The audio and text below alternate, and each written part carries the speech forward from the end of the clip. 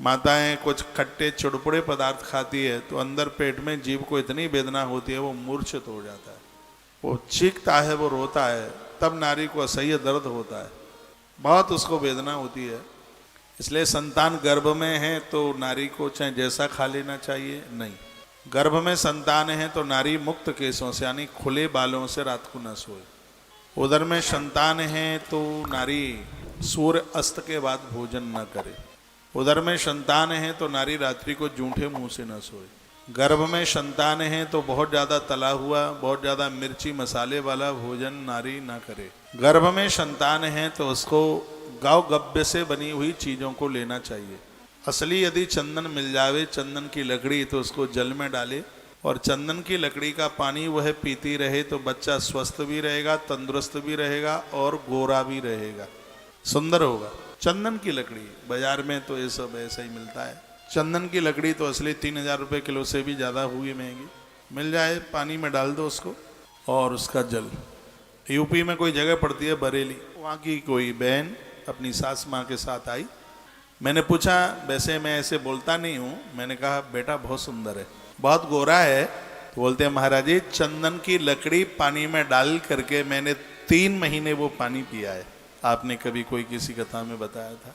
तो महात्मा याज्ञवल्क्य ने अपनी संहिता में इस बात का वर्णन किया जो मैं आपके बीच में बोल देता हूँ। तो नारी का वो समय है वो संतान के लिए बहुत ज़्यादा सावधानी पूर्वक जीवन जीने के लिए।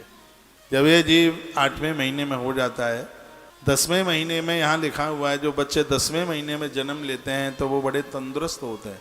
नारी की लापरवाही के कारण कभी कभी उनका जन्म 8वें महीने में ही हो जाता है, 9वें महीने में सम, 10वें महीने में विशेष, और 8वें महीने में जन्म लेने वाले बच्चे अल्प बुद्धि वाले होते हैं, रुग्ण से होते हैं, बीमार से होते हैं, ऐसे होते हैं सिंगल फ्रेम वाले। तो बच्चे समय से जन्म 9 के ऊपर जन्म लें तो शरीर उनका बड़ा स्वस्थ होता है। 8वें महीने से यह जीव 2 महीने तक भगवान की स्तुति करता है, कहता है प्रभु मैं बड़ा दुखी हूँ, मेरे ऊपर कृपा करो, मैं आपसे वायदा करता हूँ। जीव कहता है मैं अदम हूँ, भगवान मुझे इस गर्भ कोठरी से बाहर कर दो। तस्योपसन्नमभितम जगदक्षयातः नाना तनुर्भुवि चल चरणार बिंदम। जीव बहुत कष्ट में होता है।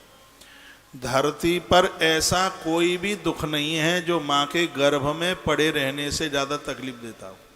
जब पहली बार मैंने इसको 1995 में पढ़ा, 1995 में मैंने इस चरित्र को नवरात्रा में बहुत बारीकी से पढ़ा, रोम कांप रहा था, जिसमें वर्णन यह था इतना धर्म पुण्य कमाया जाता है, वो इसलिए कमाया जाता है कि नारी के गर्भ में कष्ट न भोगना पड़े।